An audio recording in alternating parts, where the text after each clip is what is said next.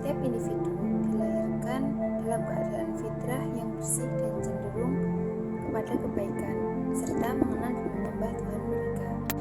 Ini adalah aspek yang mendasar yang membentuk identitas manusia sejak lahir. Aspek-aspek psikologis dalam fitrah. Aspek-aspek psikologis dalam fitrah adalah merupakan komponen dasar yang bersifat dinamis, responsif terhadap pengaruh lingkungan sekitar, termasuk pengaruh pendidikan. Di antara aspek-aspek berikut adalah yang pertama adalah bakat. Bakat ini berpangkal pada kemampuan kognisi atau daya cipta, konasi atau kehendak, dan emosi atau rasa yang disebut dalam psikologi filosofis dengan 3 kekuatan rohaniah manusia. Yang kedua, insting, yaitu suatu kemampuan atau bertingkah laku dengan tanpa melalui proses belajar.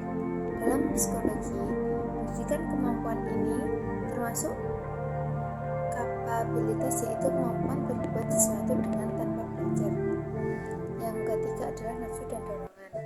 Dalam tasawuf dikenal nafsu-nafsu lawamah yang mendorong ke arah perbuatan mencela dan merendahkan orang lain.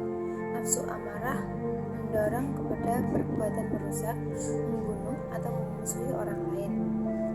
Nafsu birahi atau eros yang mendorong ke arah perbuatan seksual untuk memuaskan tuntutan akan kepuasan hidup berkelamin. Nafsu mutmainnah yang mendorong ke arah kepada Tuhan Yang Maha Esa. Yang keempat adalah karakter. Karakter terbentuk oleh kekuatan dari diri manusia, bukan terbentuk dari pengaruh luar. Implikasi fitrah dalam kehidupan. Memahami konsep fitrah memiliki implikasi penting dalam kehidupan sehari-hari. Dengan mengembangkan fitrah, individu dapat meningkatkan kesejahteraan mental dan emosional.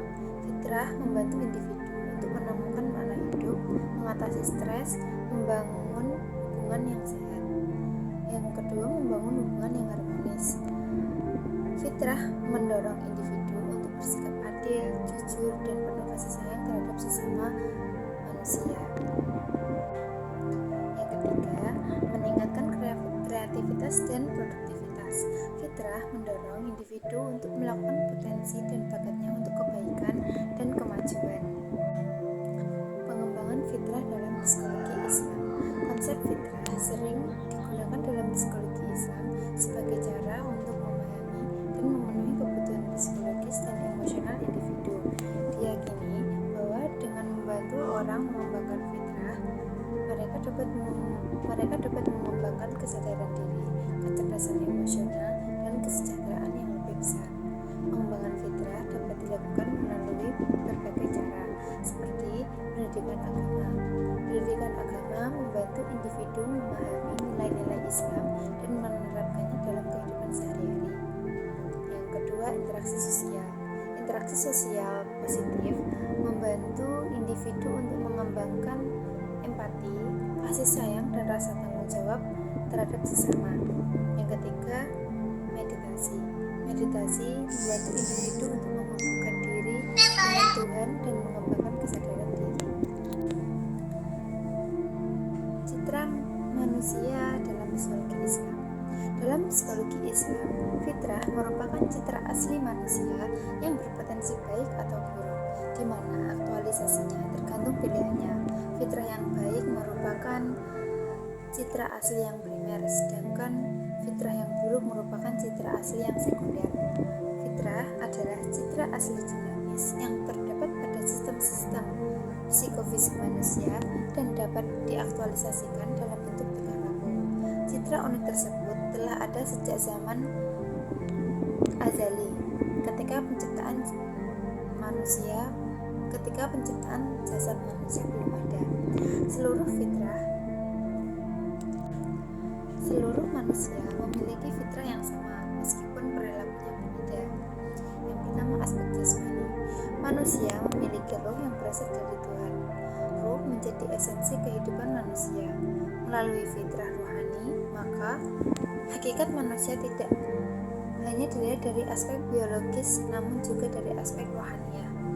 Kebutuhan roh yang utama adalah agama yang teraktualisasi dalam bentuk ibadah.